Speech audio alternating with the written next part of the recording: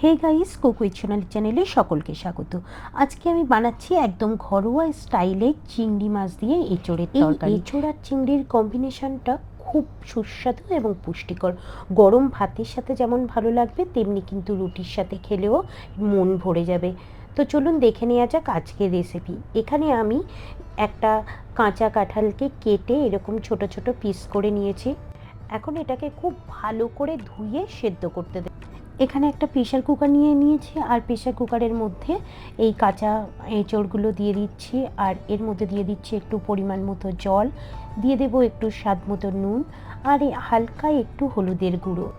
সব কিছুকে জাস্ট একটু মিক্স করে নেব একটা খুন্তি দিয়ে, আর তারপরে প্রেশার কুকারটাকে ঢেকে একটা হুইসেলস দিয়ে নেব। এখানে খেয়াল রাখতে হবে যে এঁচোড়টা যেন খুব বেশি সেদ্ধ না হয়ে যায়। একটা হুইসেলস হয়ে গেছে, এখন প্রেশার কুকারটাকে নামিয়ে।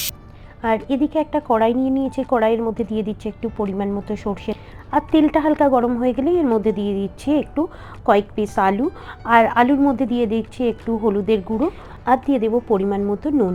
এখন এই সব কিছুকে একটু নেড়ে চেড়ে ভালো করে আলুটাকে ভেজে নেব। আমি এখানে কড়াইটাকে কভার করে আলুটাকে ভাজবো, যাতে আলুটা একটু তাড়াতাড়ি সেদ্ধ হয়ে যায়। তবে তোমরা চাইলে কিন্তু আলুটাকে হালকা সেদ্ধ করে নিতেও পারো। আর মাঝে মধ্যে আলুটাকে নাড়াচাড়া করে নিয়েছি যাতে তলায় না লেগে যায়। আর এখন এই আলুটা যেহেতু পুরোটা সেদ্ধ হয়নি, তো সেদ্ধ করা এঁচোড়গুলোও এই আলুটার মধ্যে দিয়ে দিচ্ছি, যাতে এই দুটোকে একসাথে আমি ভেজে নিতে পারি। এই সেদ্ধ করা এঁচোড়টা যদি একটু ভেজে নেওয়া হয়, তাহলে কিন্তু এঁচোড়ের তরকারির টেস্টটা অনেক গুণ বেড়ে যায়। এখানে এঁচোড় আর আলুটা ভাজা হয়ে গেছে, এটাকে একটা পাত্রে ঢেলে নিচ্ছি।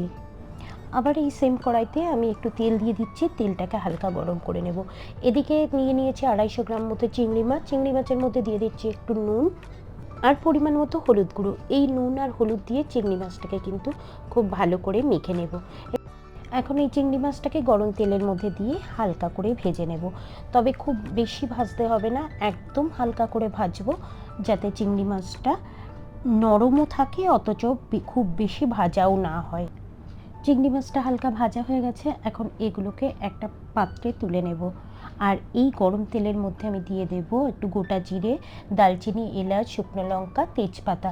এগুলো ফোড়ন দিচ্ছি, জাস্ট একটু হালকা করে নেড়ে চেড়ে নেব। তারপর এই তেলের মধ্যে দিয়ে দেব একটা বড় সাইজের পেঁয়াজ বাটা। পেঁয়াজটাকে জাস্ট একটু নাড়াচাড়া করে নেব, যাতে তলায় না লেগে যায়।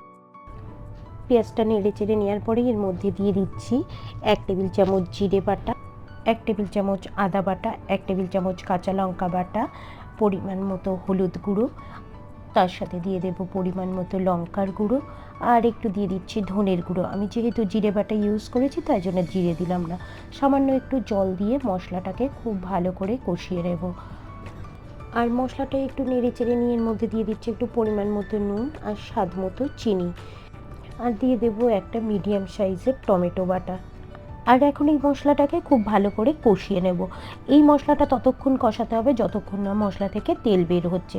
মশলা থেকে যখন ভালো মতো তেল বের হয়ে আসবে, তখন এর মধ্যে দিয়ে দেব ভেজে রাখা এঁচোড় আর আলু। লো ফ্লেমে 4 থেকে 5 মিনিট মতো এঁচোড় আর আলুটা মশলার সাথে ভালো করে কষিয়ে নেব। আর ভালো মতো কষানো হয়ে গেলেই এর মধ্যে দিয়ে দেব পরিমাণ মতো গরম জল। আর এই জলের সাথে সব কিছু ভালো করে মিক্স করে নিয়ে কড়াইটাকে কভার করে নেব। কড়াইটাকে কভার করে এটাকে 5 থেকে 7 মিনিট মিডিয়াম টু লো ফ্লেমে রান্না হতে দেব। এখন দিয়ে দেব এর মধ্যে ভেজে রাখা চিংড়ি মাছগুলো। চিংড়ি মাছগুলোকে দিয়েই হালকা নেড়ে ছেড়ে আরও 4 থেকে 5 মিনিট মিডিয়াম টু লো ফ্লেমে এঁচোড়টাকে রান্না করে নেব। সব শেষে দিয়ে দেব পরিমাণ মতো একটু গরম মশলা আর 1 টেবিল চামচ মতো ঘি। এই ঘিটা কিন্তু দেওয়ার পরে এঁচোড়ের স্বাদটা কিন্তু অনেক গুণ বেড়ে যায়। সবশেষে কড়াইটাকে ঢাকা দিয়ে 5 মিনিট মতো স্ট্যান্ডিং টাইমে রেখে দেব।